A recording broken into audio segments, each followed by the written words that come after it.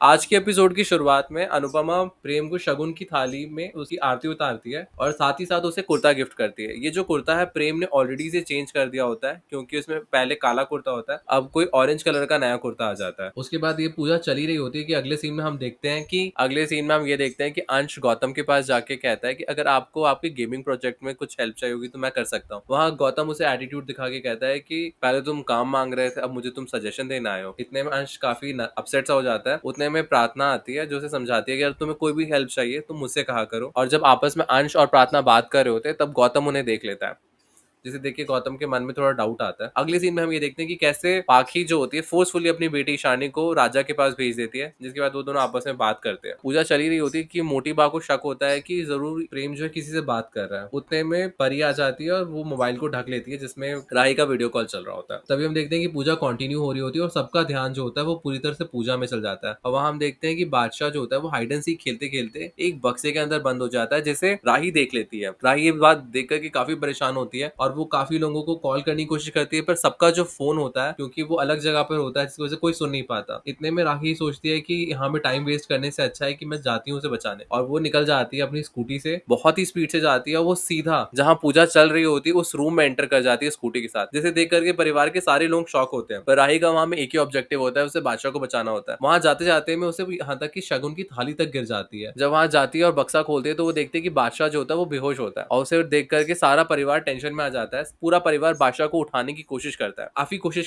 काफी कोशिश करने के बाद बादशाह को होश आ जाता है और सभी के सभी राही को थैंक यू बोलते हैं कि अगर आज राही ने ये सही समय पर आके नहीं किया होता तो शायद से बादशाह को कुछ और भी हो सकता था। जब पूरा परिवार उसको थैंक यू बोल ही रहा होता है उतने में वसुंधरा वहां पे आती है। वो कहती है कि तुम्हें कैसे पता चला कि राजा जो है वो बक्से में है? तब राही अपना सारा सच बताती है कि मैं वीडियो कॉल पे सब देख रही थी। तो वसुंधरा कहती है कोई बात नहीं, आज जो तुमने किया हम तुम्हारे हमेशा एहसानमंद रहेंगे, और पूरा परिवार फिर से उसे शाबाशी देता है। और इतने में वसुंधरा ये भी कहती है कि लेकिन अपशगुन तो हो गया, पूजा में लड़का और लड़की को साथ में नहीं होना चाहिए, तुमने वो अपशगुन कर दिया। उसके बाद जो तुमने शगुन की थाली गिरा दी उससे भी एक और अपशगुन हो गया। शादी का पहला फंक्शन है, इसमें ही इतने अपशगुन है, पता नहीं आगे जाकर के शादी होगी कि नहीं। इतने में प्रेम कहता है अगर बादशाह की जान बच गई है उससे बड़ा शगुन हमारे लिए कुछ नहीं हो सकता, और अगर ये अपशगुन है तो मुझे ऐसे 1000 अपशगुन मंजूर है। फिर अनुपमा भी समझाती है कि मैं मानती हूँ कि आप इस परिवार की बड़ी हैं और आप ये सारी बातें जो है वो समझ सकती हैं, पर ये भी तो बात सही है कि राही ने बादशाह की जान बचाई है, तो इसे हम एक शगुन की तरह देख सकते हैं। उसके बाद पूरा परिवार फिर से आपस में एक दूसरे का मुंह मीठा करता है और प्रेम और राही साथ में